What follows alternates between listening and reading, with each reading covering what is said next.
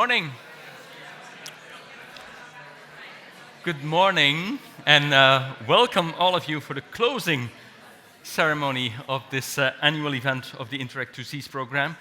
I hope you had a very fruitful 24 hours here with a lot of new contacts, new ideas, new information to take home with you. And we have another exciting hour coming up here for you right now. First, we want you to hear a few voices from people who benefited from the 2Cs project that you set up during this program. After that, we will have the ceremony for the 2Cs Project Video Awards. So for those of you who are already excited to find out who the winner is, we will get to that in about 10 minutes. And may I already ask for one representative of each video entry to come and sit in the front rows, because we have one seat reserved for each of the projects. There's not in every seat someone yet. So for all the 25 entries for the Project Video Awards, we would like someone to come and sit in the front row. If you can do that now, that would be great. To collect your award, of course, later.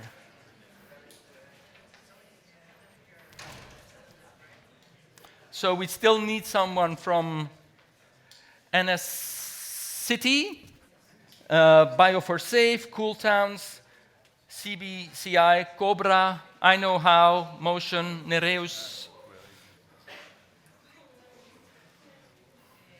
Valgorize, Sire, Calify, SARCC, Socorro, Solarize, Sumaris.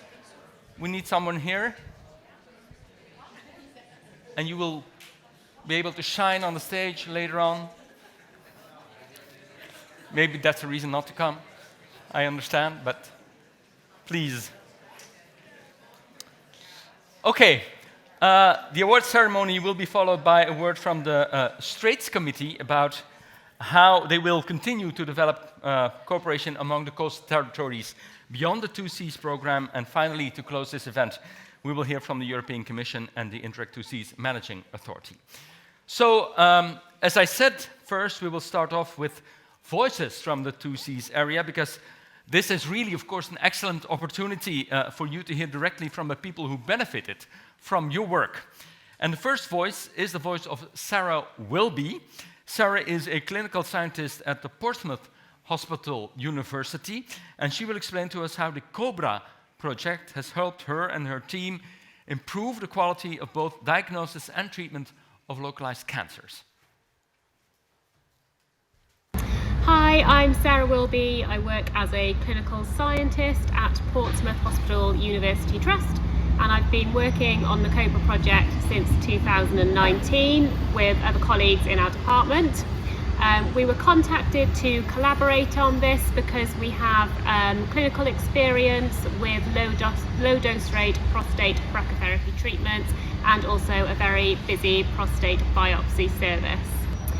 And we see that this could potentially benefit our patients primarily because MRI offers much better soft tissue visualization. We can much more clearly see the lesion, and that leads to the potential to boost the dose with the brachytherapy treatments using focal therapy, or indeed to reduce the number of cores that are being taken during the prostate biopsy procedure. Centre Oscar Lambert have developed a software to convert very rapidly MRI images into pseudo-CT images, which will allow direct dose calculation from MRI. Sarah will be talking about how 2Cs collaboration has helped her in her field and how it leads to better treatment of patients. In a second video, we turn to France. We will hear from Sandrine Morizet how the I Know How project, and more specifically the Centre Oscar Lambret in Lille, that Sarah also mentioned in the previous video, has helped her to go back to work after a prolonged illness. Sandrine Morizet, je suis patiente à Oscar Lambret et j'ai repris le travail le mois d'octobre 2021. Je travaille actuellement à 100%.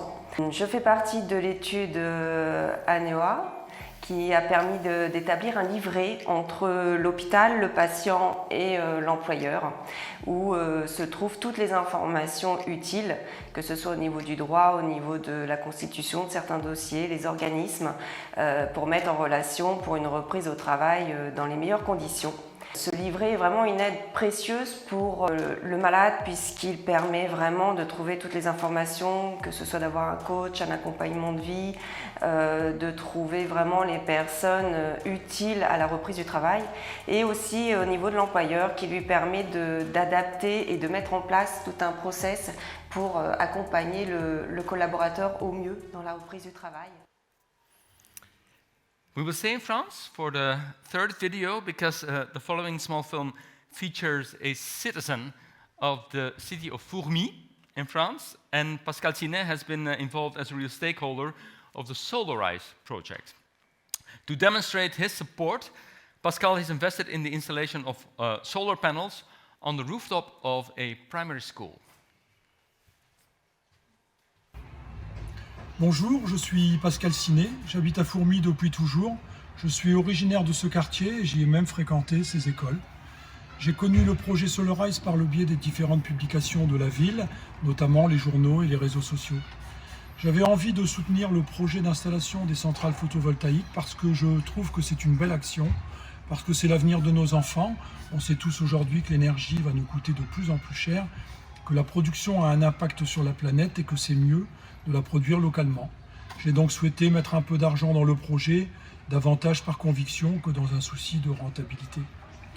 La ville fait de gros efforts pour la rénovation des bâtiments publics et lorsqu'elle a fait appel à la population pour un soutien au financement des centrales, j'ai pensé que si on pouvait assurer l'éducation de nos enfants tout en protégeant la planète, c'était tout bénéfice pour tout le monde. And there they are. The solar panels, very nice initiative indeed. Really investing in the future, especially now with the background of rising energy prices, of course. We will linger a bit longer on the topic of environment and climate change. The fourth video will present you with Jadon Beerland, and thanks to his participation in the Polders to Seas project, Jadon has made the step from being a student to becoming a researcher at the KU Leuven in Belgium, the university in Belgium. And Polders to Seas prepares the Two Seas region for the emerging trend in climate change. The project focuses very specifically on increased flood resilience and emergency response. Hello everybody, my name is Jadon Beerland and I'm a researcher at the KU Leuven, Belgium. I'm involved in the Polders to Seas project where I'm working on the knowledge transfer work package. The name says it all, but my task during the project is to bundle all obtained information into knowledge products that will be used by students, researchers and experts in the field. A rewarding, but also very challenging job. I've been working on this project since September 2021, but I've been involved in the project for a bit longer. It's actually because of Polders to Seas that I started as a researcher at the KU Leuven. During my master year, I had the opportunity to participate in the Levy Challenge, a competition organized by Polders to Seas in which students had to develop and apply their own innovative emergency repair solution. I was able to lead a fantastic team, and the solution was a big winner. Being so involved in my master year, I was given the opportunity to start here as a researcher and to join the project in its final stage. And I do not regret my decision. Time flew by and I had so much fun working in such a nice consortium of different people. I learned so much, not only as a researcher, but also by organizing, planning and presenting knowledge to people. I expect to keep in touch with many of the people of Polders to Seas, and the knowledge and experience I have gained will also help me immensely when I start my PhD. What can I say except thank you Polders to Seas and thank you Interreg for this opportunity. Word of thanks from Jadon, thanks to Interreg. Next up are Andrew Williams, director at Home Farm Necton, and John Patrick, director at Felixstowe Hydrocycle. They both explain how the Fresh for Seas project addressed the issue of water scarcity for farmers, not only in the Felixstowe area, by the way, but also in other parts of the Two Seas area, the fifth video. Well, this part of the world has got some huge challenges around water. By the middle of the century, we've got to find almost twice as much water as we have access to now to service industry, domestic use, the environment and agriculture. So projects like this are going to be vital. The attraction of this was affordable but sustainable water.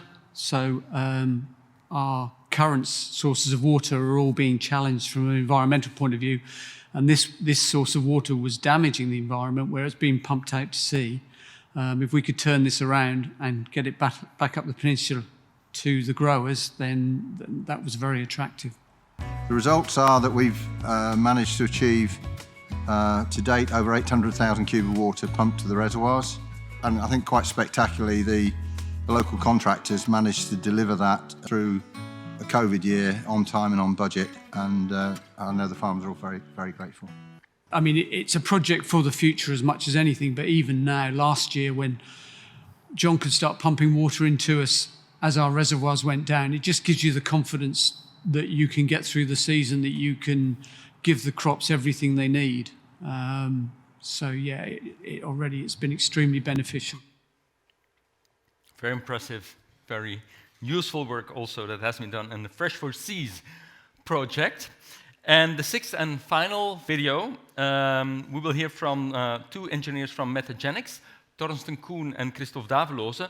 And the project Upcycle Your Waste has helped them offer a new life to materials as second-hand packaging. This circular economy project has not only helped the company to save costs, but it also fits in perfectly with the Sustainable Development Goals of the United Nations that they wanted to achieve. Last video. Hallo, mijn naam is Torsten Koen, Senior Engineering and Prevention Manager. Ik ben Christophe Daveloze, ik ben Production Logistics Manager. In de zoektocht naar de SDG's zijn we in aanraking gekomen met stadsbestuur en zo met Upcycle Your Waste. Dankzij Upcycle Your Waste waren we in staat om hoogwaardige materialen, zoals jullie gezien, de vaten, bidons en paletten, te laten herwerken, waarvan 3 stromen op vandaag materiaal zijn. Daarnaast hebben we ook nog andere voordelen, zoals daar zijn minder retten nodig. Er is minder verbranding van de hoogwaardige materialen. En we hebben ook minder administratie, omdat de ophalingen automatisch gebeuren. Ja, dankzij Upcycle Your Waste hebben we toch de eerste stappen in SDG kunnen nemen, waarvoor dank. Dank u. We've seen a lot of grateful people in these videos, so congratulations to you all. I must say, I hope you enjoyed this, and the voices we've just heard, the faces we've just seen, are only a small selection, of course, of the people that benefited from the 2Cs program and for your work. And with